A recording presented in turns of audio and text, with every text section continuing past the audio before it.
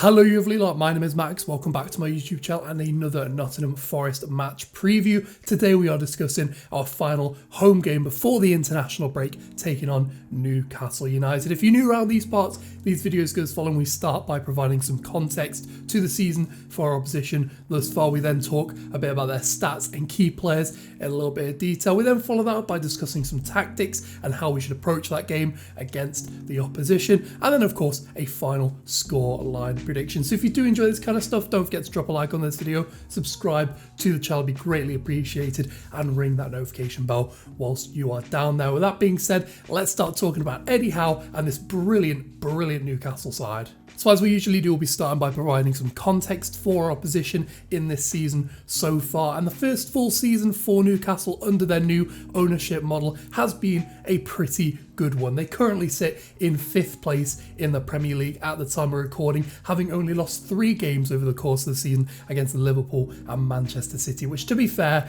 you can't really knock. And of course, on the flip side, they reached their first cup final in 25 years, making their way to Wembley for the League Cup final. And despite losing to Manchester United on the day, it can definitely be seen as a successful season, having a really good cup run and looking very likely to qualify for some form of European football for next season, which has been slightly annoying for people like me. The majority of my family are Newcastle fans, including my brother, so I've not really heard the end of it this season, so hopefully we can get a win over them. On a more serious note though, 2023 hasn't started too well for the Magpies, despite flying out the gates and being in the Champions League places for most of this season. Since the turn of the year, they've only won 2 league matches, having just scored 5 goals in those 8 league games. Not a great start to 2023, and it's seen them slip out the Champions League places at the expense of Tottenham. And as we'll discuss in a little bit more detail later, those attacking numbers have flatlined ever so slightly. They've gone from one of the best attacking sides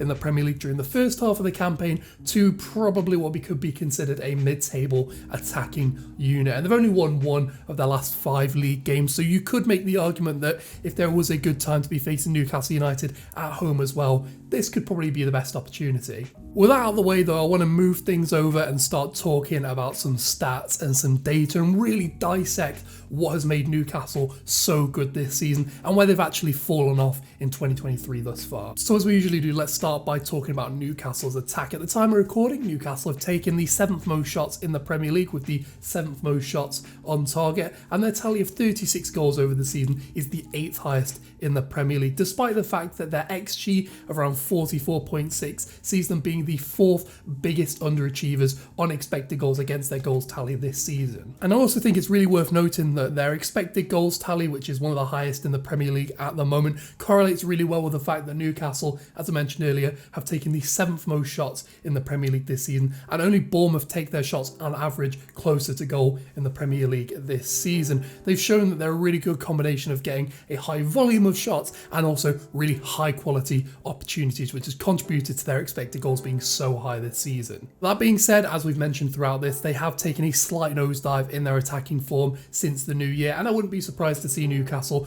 go into the transfer market in the summer and really look to add some creativity and goal scoring quality both in the midfield and in the attack throughout the summer window. Just to give you some context on that, prior to New Year's Eve, Newcastle were 4th in the league on expected goals generated, having netted the 6th most league goals, and the XG against their goals only being a slight underperformance. And since the turn of the year, Newcastle have netted just 5 goals from an expected goals of around 12, which, whilst not a massive tally generated, still sees them be the 2nd biggest underperformance on expected goals since the turn of the year. Where there is little to no issue though is in the defence for Newcastle. No team has conceded fewer than their 18 league goals so far this season, with the 2nd best side having conceded 7 more goals than Newcastle over the course of the season. And this is despite the fact that there are actually 4 teams who've conceded fewer shots over the course of the season, and the fact that they are overperforming their expected goals against by close to 10 goals, which is the 3rd biggest overperformance in the Premier League this season behind Fulham and Liverpool, who we detailed in previous match previews. Despite this, their expected goals against is still the 3rd best in the Premier League this season, with shots against them coming from, on average, the 5th greatest distance in the Premier League over the course of this season. As a flip side to the fact that they generate loads of high quality opportunities, they are a side that restrict their opponents to a low volume and low quality of opportunity, which is the sign of a really good defensive unit. And the thing is, when they do concede shots of decent quality, they have in their midst probably one of the best shot stopping goalkeepers in Europe this season, in the form of Nick Pope, who's been doing Nick Pope things over the course of this season. Of the 20 goalkeepers to have over 1,000 minutes in the Premier League this season, only 2 goalkeepers have a higher save percentage than Nick Pope at 78%, whilst the Englishman has kept the highest volume of clean sheets in his matches, with 48% of his matches seeing a clean sheet at the end of it. And according to FootMob, Nick Pope has prevented 2.5 goals over the course of the season, whilst his post-shot expected goals is the 7th highest in the Premier League. And this is a really good indicator to the fact that he doesn't just save shots, he adds value to his team through the shot stopping that he provides. He is an above average shot stopper and has been one of the best in Europe this season. I don't think that's particularly controversial. Overall, when you look at Newcastle, there's little wonder why they're probably going to qualify for some form of European football for next season. If you look at most modern metrics, they are 4th, 5th, 6th, 7th. They're generally one of the best teams in the Premier League. I think the Champions League is maybe a push too far for them with how thin their squad is and how many games they've already played so far this season and the form of the teams around them. But I can still see them finishing very strongly in a Europa League place, which when you look at the team 12 months ago or 18 months ago, is a real 180 in where they've been recently. With that being said though, let's flip things over into the penultimate section of this video and take a look at the tactics for Newcastle and how Eddie Howe's got this team playing such good football and got them into such a good position in the league this season. As you can see, we've got the tactics board up, and in the black we've got Newcastle playing what has almost exclusively been their shape this season under Eddie Howe, a 4-3-3 shape with a real influence and reliance on a really good core squad of players. Continuity is a very important factor in this Newcastle team. To give you a bit of context on that, Newcastle have got 11 players, just 11 players, who've played more than 1,000 league minutes this season, whereas if you look at Manchester City, they've got 15 or 16 players who've played over 1,000 league minutes. There's very much a core group of 11 or 12 players who feature a lot in this Newcastle team, and then 3 or 4 players who can be chopped and changed as and when they're needed. Starting from the back, I think that back 5, including goalkeeper, pretty much picks itself. You've got Nick Pope in goal, mentioned earlier, he's been one of the best shot stoppers in Europe this season. Kieran Trippier, who's actually created the second most chances in the Premier League this season from right back, which is very, very impressive. Being a huge influential figure and adding creativity in the final third.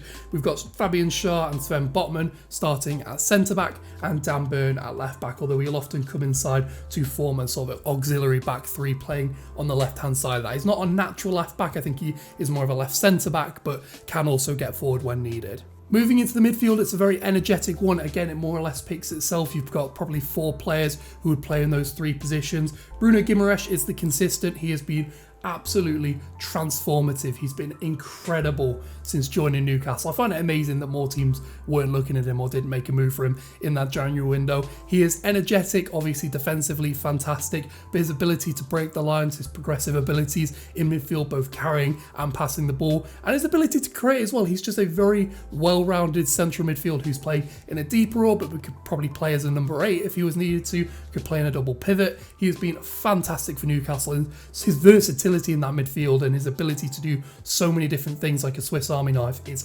fantastic.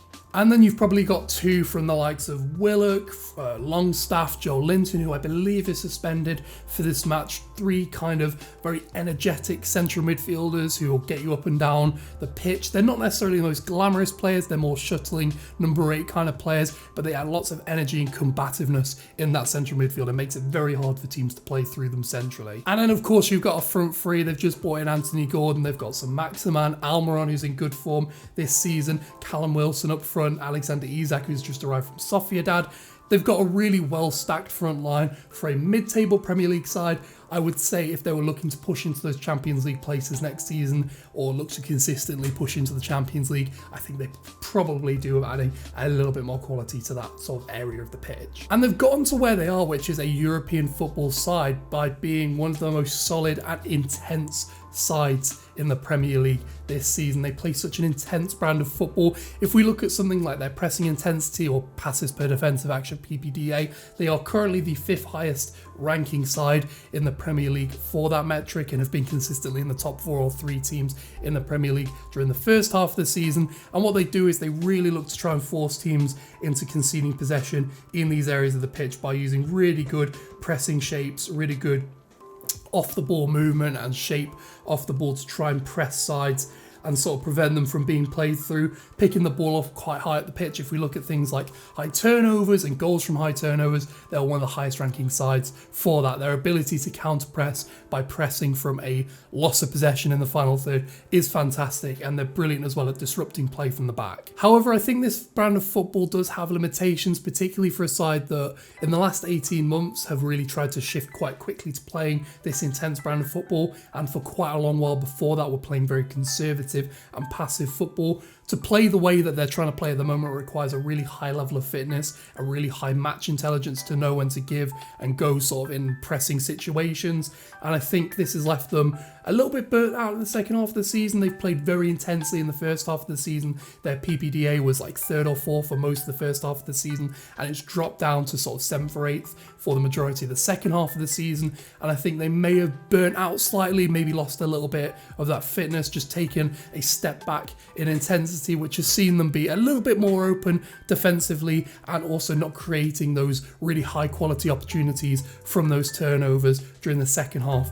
of the season. It's more of a guess or a theory as to why they've taken a step back, because there's not really any clear indicators from what I can see at least as to why they've been poor in the second half of the season, other than the fact that they're playing at a less intense level and that maybe their fitness just isn't there for the full season. They maybe need another season to sort of galvanise and play a more sort of consistent, intense football. If you look at Liverpool when Klopp first came in, they were very intense. They tried to press a lot, but they also had sort of this transition into playing it more consistently and being able to do it over a season. I'm sure City were the same when Pep first came in as well. In terms of looking at this Newcastle side and the biggest threats in them, obviously Kieran Trippier is a big one. I mentioned earlier, created the second most chances in the Premier League this season. I think he'll really look to exploit that right-hand side for the majority of the second half of the season since Chris Wood came in. Gibbs White's been playing off this left-hand side and obviously wants to come inside. He's maybe vacated a bit of that space, which could leave Trippier this sort of area to really exploit. So I think we need to almost double up with the fullback down the left-hand side. I think Kieran Trippier is going to really look to exploit that kind of space. I mentioned earlier that I think Joel Linton is suspended for this match, so that could obviously deplete Newcastle's midfield and force them maybe into using players who wouldn't normally start in that position, and could obviously offer us a bit of respite in that midfield. But Bruno is going to be key to this match as well. His ability to find players in these sort of deep positions is really good, and I think it's going to be important that we stay nice and compact and prevent it really from finding the space and finding the players in space and progressing the play through his really good ball carrying and his really good range of passing. That's going to be really important, sort of stifling this Newcastle side and preventing them from playing through us. I'm not going to go with a specific lineup because of course it's just too difficult to predict with the injuries at the moment, but I would like to see Nkate come in at the back. I thought he was fantastic in that game he played against West Ham, which I think was quite a similar situation where we had our backs against the wall for most of the game. I think it's going to be much the same against Newcastle. His ability to distribute from deep is fantastic. He was great at doing that for Mainz at his previous club, and also he's obviously a great defender, and I think if he was to come in and start alongside Felipe with Lodi and Aurier at right back and left back, I think that's a really solid backline, and I think it would add some much needed quality and actually a natural left-sided centre-back, a left footer on that left-sided centre-back space. The final point is obviously that Brennan Johnson is likely not to be featuring. Steve Cooper said in his press conference that he wouldn't be featuring because of the injury that he picked up. I think it was a groin injury against Tottenham. Obviously, I think you take those kinds of things with a pinch of salt. Steve Cooper has been known to sort of exaggerate injuries and underplay injuries. I genuinely don't know if he'll play against Newcastle. Maybe he'll make the bench, but I would be surprised if he started. And in that case, you're going to be very reliant on the likes of Gibbs White, who has not been his best the last few games. I think he's dropped in form a little bit. And obviously Surridge, who will probably come in for Wood. I think Wood is loan tied for this match, and Lingard as well could probably play. Scarpa might play if he's back from Brazil. I think it's going to be really important that maybe our non-starters who may have to feature in this match really step up and make a name for themselves and make a case for them to start in the final dozen or so games of the league. So in terms of the scoreline, I'm going to go for a 1-1 draw against Newcastle. I think we'll pick up a point. At home, obviously our form has been fantastic throughout most of the season. I think we're unbeaten since like September or October, and Newcastle's form since Christmas hasn't been great, particularly away from home. So I do think this will see us potentially pick something up in this game, especially with how our form has been in recent weeks. It's going to be really important that we make a turnaround heading into that international break, get a chance to reset, and heading to the run-in, the final 10 or so games of the season, in the best form and in the best moment that we possibly can be. Of course, though, let me know your thoughts on the match in the comments section down below and your scoreline predictions. Of course, it'd be great to see what you lot think. And whilst you're down there, don't forget to drop a like on this video, subscribe to the channel whilst you're down there, and ring that notification bell so you don't miss the match previews or a few other videos I've got cooking at the moment. And with that being said, thank you so much for watching. If you go and enjoy the game, Reds, I will catch yous, I think, after the international break, so I'll see you in a couple of weeks.